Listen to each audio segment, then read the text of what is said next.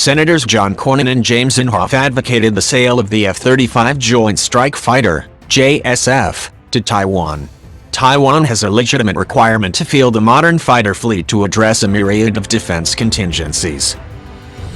The reasoning within the senator's letter was simple and clear. China shows the ability to successfully wage war against Taiwan for the first time since the 1950s, they continued in their letter to the president. However, with your leadership, it is possible to help Taiwan remain a democracy, free to establish a relationship with China that is not driven by military coercion.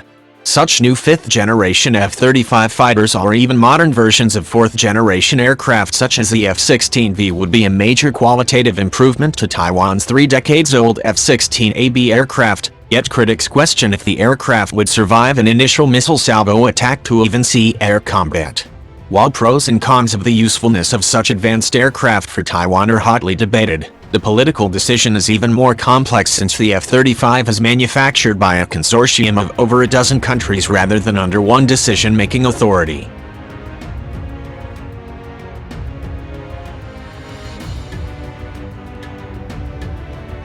A strong argument in favor of the United States transferring F-35 aircraft to Taiwan is that it would bring Taiwan's fighter aircraft capabilities forward 3 decades and it would advance an entire generation in terms of air power.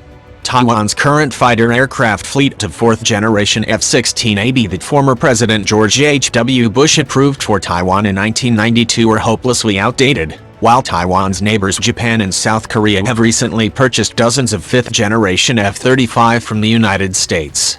Likewise, China has developed its own stealth, the J-20 fighter aircraft. From a regional and international standpoint, Taiwan is falling behind.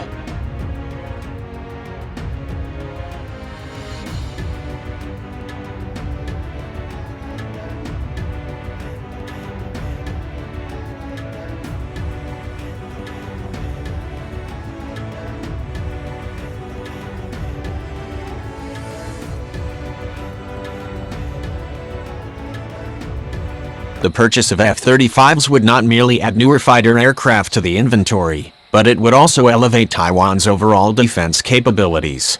Having the F-35 would raise Taiwan's overall military capabilities because the aircraft communicates with other weapon systems and enhances their capabilities.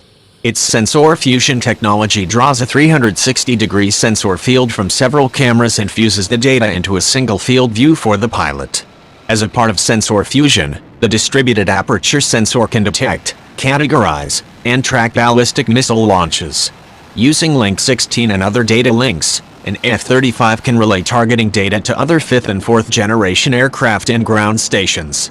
Then the F-35's Naval Integrated Fire Control, Counter-Air, NIFCCA, allows it to guide missiles launched by ground platforms to successfully intercept targets far out of sight of its ground operators.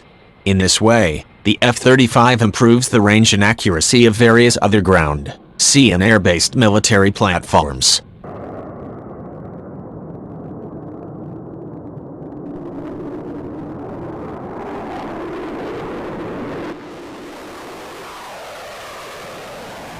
By all accounts, the F-35 is a valuable military asset that extends simply beyond having newer aircraft in the inventory. But what use are they if they are not survivable?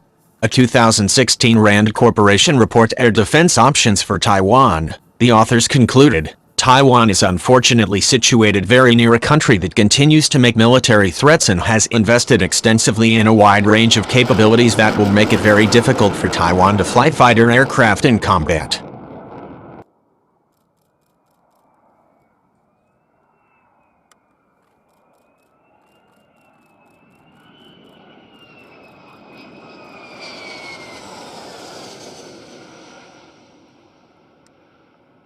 Rather than invest in new fighter aircraft such as F-35 or F-16V, the Rand authors instead suggest that Taiwan spend those billions of dollars on a large number of AIM-9X and AIM-120 missiles that would intercept incoming aircraft flying toward Taiwan in an invasion scenario. However, the vertical lift Royal Navy Marine Corps variant, the F-35B, is attractive precisely because it is more survivable than standard fixed-wing aircraft by its nature of vertical takeoff without the need for a runway. Another common concern is the high cost of fifth-generation aircraft compared to fourth-generated alternatives, with solution often put forward to simply buy less F-35 fighters. The F-35 costs around $100 million per unit, whereas F-16s cost around $40 million each, though the costs fluctuate each year depending on the number of buyers based on economy of scale. Taiwan bought 150 F-16s in 1992, but it does not have to buy a similar number of F-35s today. In the same RAND report mentioned earlier, the authors estimated that F-35 only force, even without F-16s, for Taiwan could be composed of just 57 F-35 aircraft. The purchase price would be comparable to the decision that Taiwan made in the early 1990s to purchase 150 units of F-16 aircraft, since the 57 units of F-35 are roughly a half to a third of the 150 F-16 aircraft, while the cost is around double to triple, so the cost evens out.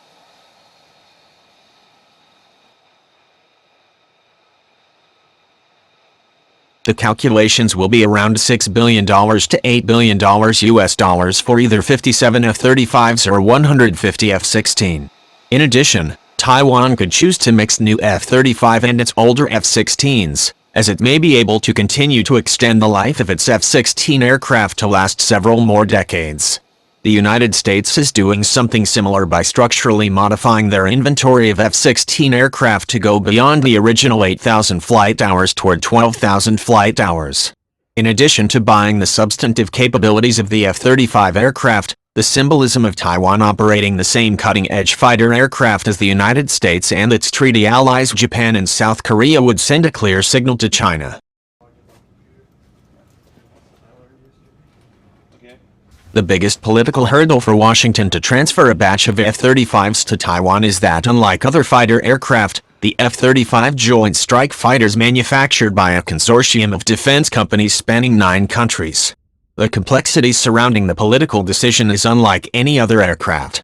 By comparison, the F-16 fighter is produced by Lockheed Martin in the United States.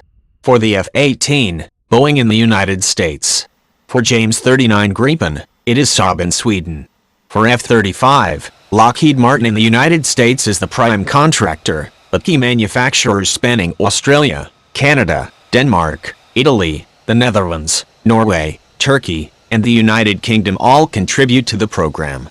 While the United States can face down opposition and political consequences of arms sales to Taiwan from China, it is unclear whether the other allied nations involved have the willingness to do the same. For such a sale to succeed, it would take creative policy-making and manufacturing processes by the United States to produce essential parts without the involvement of the rest of the consortium.